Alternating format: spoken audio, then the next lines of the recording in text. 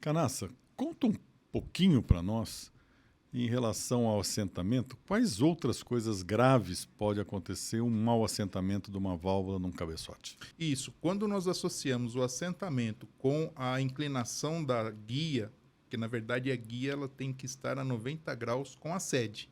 Se essa guia não tiver a 90 graus com a sede e o assentamento estiver numa faixa de apoio muito extensa, a vedação não vai ocorrer de forma adequada.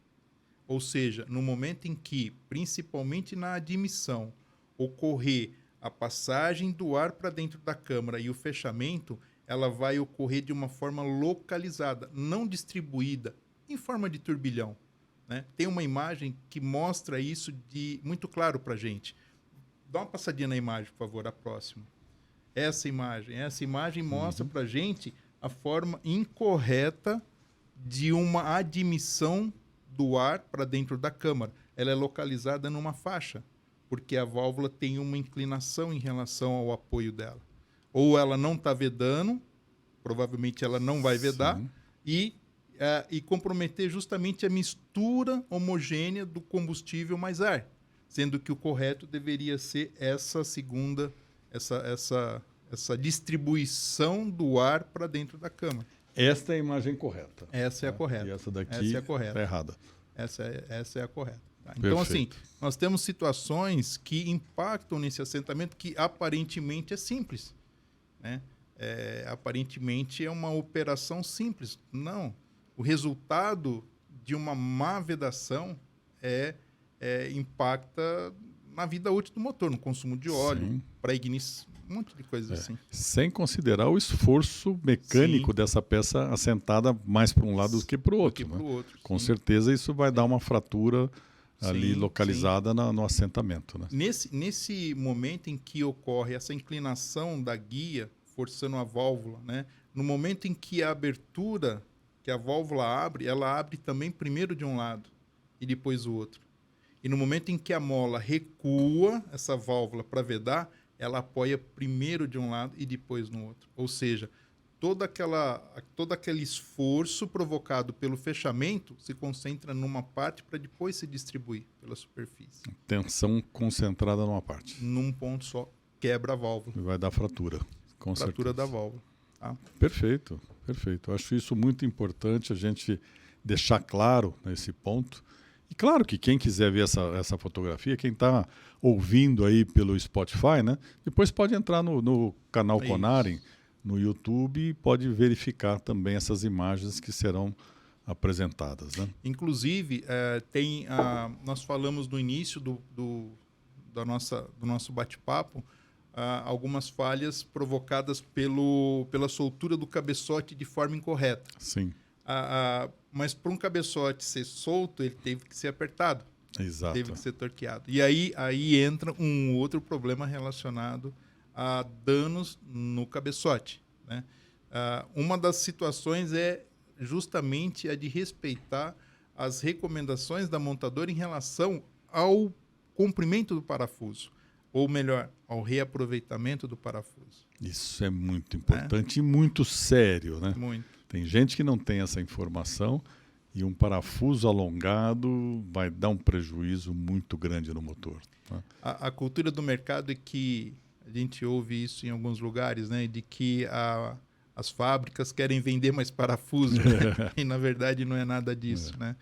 Na verdade o que acontece é que esses parafusos que têm torque composto, ou seja, torque em quilo e torque em ângulo, as propriedades construtivas do parafuso, e duas delas são o coeficiente elástico e plástico. Então, no momento em que esses coeficientes, durante o reaproveitamento de um parafuso que deveria ter sido trocado, eles se cruzam, eles entram nos seus limites, tanto o elástico quanto o plástico, o parafuso quebra. Sim. De forma simples, né, o parafuso, na verdade, ele estica durante o torque, e quando se solta, ele não retorna na sua condição normal. ou seja, ele já fica esticado. Sim. Por isso que em algumas montadoras a recomendação é medir o comprimento e o diâmetro, porque se ele esticou, ele afinou o corpo dele, né? Então, essas consequências que vêm de uma recomendação que não foi seguida, a troca do parafuso ou o reaproveitamento inadequado, isso traz problema, né? Utilizando um torquímetro que não foi aferido de forma correta, né? Reaproveitando um item que deveria ter sido substituído, né? Quem que vai pagar a conta? Exato. A junta. É. A junta vai queimar, né? E aí é o retificador, é o motorista que aqueceu o motor, porque junta queimada é deficiência de apoio, deficiência de vedação. Ou seja, os procedimentos precisam de ser seguidos de forma correta, né? Por favor, passa mais uma lâmina, por favor. E aí a gente tem algumas recomendações, né? Sim. Inclusive, com relação ao torque, né? Não é só a sequência de aperto que a gente considera, né, errada, né? E sim as etapas, né? E nesses parafusos que nós estamos falando, que tem a recomendação de medição, tem a recomendação de instalação, esses parafusos precisam de ser lubrificados. Antes limpeza. Eles serem limpos. Isso. Bem lembrados, Eles serem limpos, lubrificados na rosca e lubrificados na base do parafuso que vai ter contato com o cabeçote, para reduzir o atrito. Sim. A Cummins, a gente não falou nós vamos falar de bloco em outra situação, mas a Cummins, por exemplo, ela recomenda passar um macho na rosca do parafuso no bloco para fazer a limpeza da rosca, para tirar a oxidação. Sim. Ou seja, para que não ocorra o torque falso. Perfeito. E também uma quantidade de óleo na rosca também pode dar um torque falso, né? Se tiver muito óleo. É. Se tiver muito óleo na rosca, ela faz o calço, né? Um calço hidráulico. Exato. E prejudica, sim, chega a trincar o bloco. Pois né? é. Chega a trincar o bloco. E com relação às etapas, né? Só para a gente poder deixar registrado, existe os apertos, as recomendações de torque, primeira etapa quilo, segunda quilo, a terceira etapa normalmente é soltar os parafusos. Tem montadora que recomenda soltar 60 graus, tem montadora que recomenda soltar totalmente, e aí os torques se reiniciam, sendo a quarta, quinta, sexta, às vezes até a sétima etapa. Então, ou seja, é importante o conhecimento desses processos de montagem, que não tem nada a ver com os motores mais antigos, onde o torque era simples, só quilo. Eu recentemente assisti uma palestra de um fabricante de juntas dizendo que tem mecânicos que mudam a tecnologia do material na aplicação. Então, isso é outra coisa. Quer dizer, se o projeto é para junta metálica, eu não posso colocar outro tipo de junta. Né? E o torque está calculado em cima daquele material para provocar a deformação e fazer a vedação correta. Então, a limpeza, o parafuso correto, a lubrificação correta, o torque correto, eu vou ter um resultado final muito melhor. Sim. Agora, começar a inventar porque a junta metálica é mais cara que uma junta comum, sabe, com certeza é um barato que vai sair caro. Né? Não, e uma mudança dessa sem os parâmetros necessários para conferir os resultados, por exemplo, o quanto que uma junta metálica ela não sofre esmagamento. A rugosidade do cabeçote do bloco tem que ser uma rugosidade muito, muito fina, né? Uma rugosidade baixíssima, né? Para que não ocorra passagem de gases.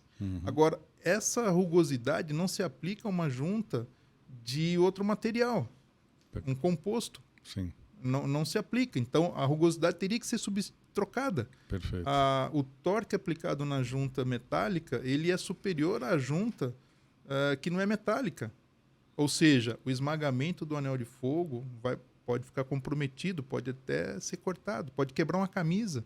Sim. Um colarinho em cima. Né? Então, assim, o pessoal precisa de ter conhecimento da recomendação da montadora, do fabricante de junta, para que faça uma mudança dessa. Não simplesmente achar que dá certo, e às vezes até dá, né? Mas a hora que der um problema, ele vai ficar perdido. Né? Muito bom. É isso. Encerramos essa parte de cabeçote? Encerramos. Ok. Então, eu queria fazer um agradecimento em nome do Conarem pela sua presença, por esse tempo, esse rico tempo que você nos dedicou. Eu acho que nós trouxemos dicas muito interessantes, né?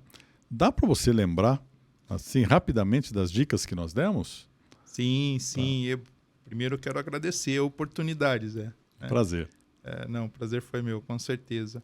Mas algumas dicas que nós comentamos nesse bate-papo foi sobre, primeiro, né, a demanda de se soltar um cabeçote, né? Existe uma recomendação correta para soltar o cabeçote. Na ordem inversa do aperto. Na ordem inversa do aperto.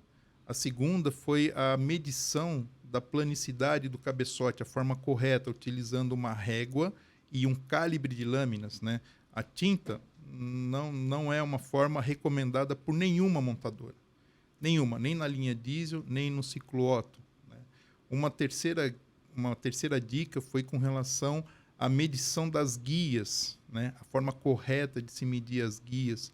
E, ainda com guia, a forma o controle dimensional da altura da guia em relação à base superior do cabeçote.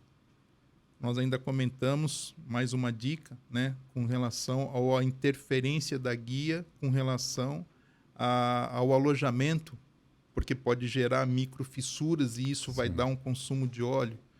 Nós falamos de mais uma dica também, né? das válvulas, e isso, né? Trem de válvula. Do trem de válvula, do acionamento das válvulas em relação à ponta do balancim, né? E à ponta da guia, um desgaste, uma retífica desse balancim de forma inadequada, né? Exato. Isso vai provocar a quebra de válvula, a quebrar a ponta, a região da válvula, onde vão as travas, né? Nós comentamos também sobre a importância de se manter os conjuntos separados, não misturar válvula, não misturar mola, não misturar prato, não misturar as travas, né? Manter esses conjuntos para serem remontados. Sim. Né? Mais uma dica foi a de que a medição da tensão das molas, né? Sim, muito isso importante. É muito importante. E o alinhamento dela também, né? E a perpendicularidade dela, o alinhamento, né? Foi uma dica assim que praticamente deveria ser executado por todas as empresas na reaproveitamento de uma mola dessa. Nós comentamos sobre a importância do assentamento da válvula, né? E não esmerilhamento da válvula também. Não esmerilhamento, né? Nós falamos sobre a largura do assentamento, a importância de seguir essa recomendação, né? Tem montadora que fala que o meio da sede, né? A região é a mais indicada, o meio da sede, para esse apoio.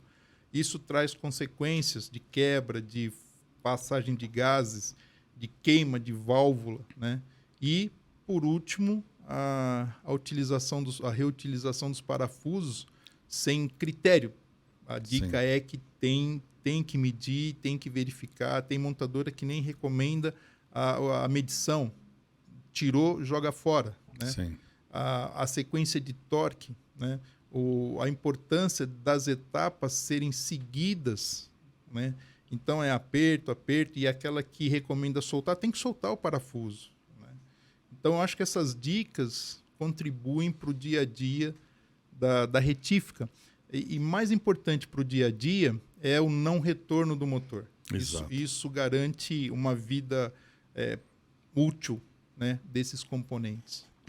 Eu acho que esse compêndio de hoje, né, ele é muito rico e eu até sugiro que você, mecânico de retífica, mecânico de oficina mecânica, de frotista, né, que você faça um roteiro, sabe? Que você crie um passo a passo para você aplicar isso no seu dia a dia, porque, como eu disse no começo desse episódio, né, aqui tem uma experiência de longa data, sabe, no segmento de retífica, trabalhando em empresas como o Roberto trabalhou na Male, na Metal Leve, gerenciando a parte de assistência técnica no Brasil, né?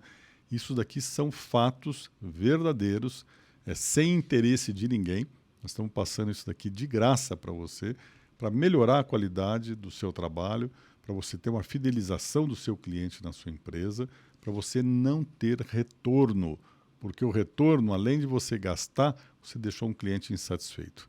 E não se esqueça, esse é o primeiro episódio desta série. Nós vamos ter muitos outros mais.